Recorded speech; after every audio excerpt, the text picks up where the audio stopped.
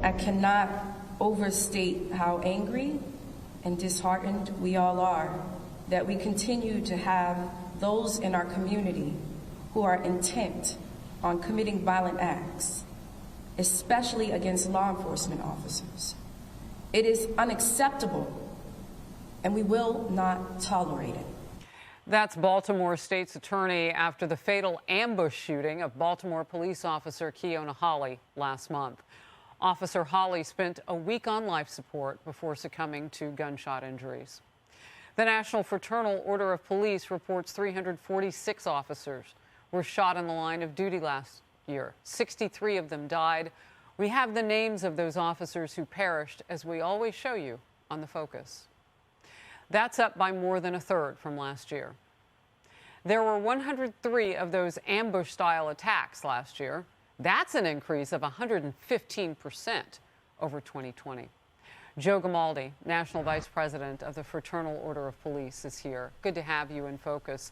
First of all, what do you tell officers who are facing an increasingly dangerous situation in these ambush-style attacks? Well, you know, Harris, as you know, I'm an active police sergeant right now that I work night shift, and I tell my guys every single week, my guys and gals, that you have to watch each other's backs, because criminals right now, they don't care about shooting at police officers. It's not like it used to be that they actually feared the consequences for their actions. They're thinking less and less of shooting at us and less of killing us. We had 346 police officers shot in this country last year.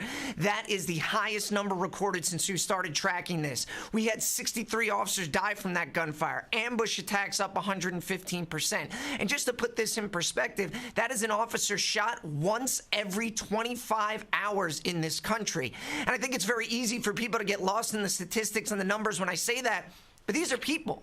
These are officers who are mothers, fathers, sons, daughters, who swore an oath to protect their community. Officers like Sergeant Marlene Ridmanick of the Bradley Police Department in Illinois, who was murdered in cold blood just a few days ago, and these monsters stood over her while she begged for her life, and they shot her twice in the neck and face. It's disgusting, and it needs to stop.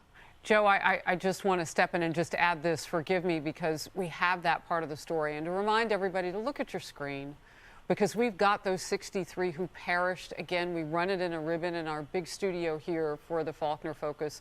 We do this when we talk about these stories.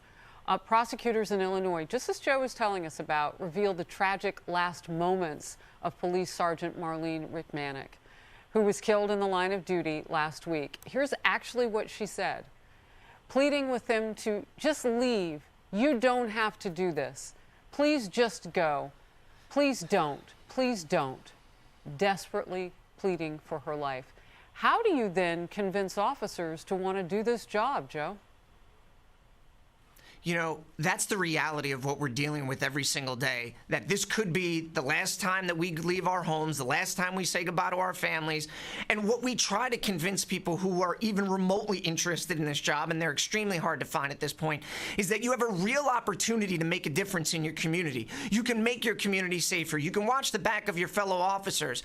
But I think we need to acknowledge something right now, and there are a lot of politicians out there and people in the media and citizens who don't think we deserve any kind of respect. But you know what? We damn sure earn that respect every single day that we put that uniform on through our blood, sweat, and tears. And it's well past time for the violence against law enforcement to stop and the demonization of law enforcement to stop. Otherwise, not only is no one going to want to take this job, we're going to continue to see officers shot and murdered at historic rates. Wow. Chilling reality from you. Manhattan's new district attorney is going softer on crime. Amid all that Joe is talking about, Alvin Bragg has ordered prosecutors to stop seeking prison sentences and to downgrade felony charges in cases including armed robberies and drug dealing, things that we know can go south and get violent. A New York Post op-ed warns that people should brace for a lot more crime. I can barely fathom that for some areas of our country. Joe? You know, Harris, what is the definition of insanity? It's doing the same thing over and over again and expecting a different result. I mean, I can't even wrap my mind around the stupidity of this individual to put this forward right now. We are seeing historic murder rates in our countries, the likes of which we haven't seen since the mid-90s. We are seeing cities like Austin, Philly, Indianapolis, Portland, seeing murder rates highest in recorded history. San Francisco is a complete disaster. We have businesses pulling out of there left and right. All because we have rogue prosecutors who have embraced this revolving door criminal justice system. And that's exactly what this Manhattan DA, I mean, murders are up 45% in New York and shootings are up 102%. And you're going to go easy on crime? And by the way, Harris, one of those crimes that he wants to go easy on? Resisting arrest. We just went over the numbers of how violent criminals have become towards police officers, and now you want to let them off with a slap on the wrist for resisting arrest? Give me a break. People, we need to wake up, and we need to vote these people out. You know what? Just speaking of some of the money that's flown through, George Soros helped fund that DA's campaign. Also in Los Angeles and San Francisco. And you mentioned the mess, the dangerous mess that San Francisco is right now. That's the kind of money that you have flowing in. And that tilts the landscape. And I'm curious too, Joe, are there a lot of hardened criminals that go out and vote? Like, who do they think the constituents are? Your last thought. You know, they continue to embrace this woke agenda to move further and further to the left, and I don't know what it's going to take for the public to wake up and start voting these folks out. But I think what really bothers me the most is that the communities that are most impacted by this, our urban communities, our black and brown communities, they are robbing them of opportunities. They're robbing them of the American dream, because it doesn't matter how much money you want to try to pump into a community. If people don't feel safe going to their school, if they don't feel safe going grocery shopping, there's no progress that's going to be made. And it's about time that we start dealing with the real issues in our communities, which is crime, and stop focusing on all this other nonsense. Wow. You get the last word in a mic drop. Joe Gamaldi from the FOP, thank you for being in focus.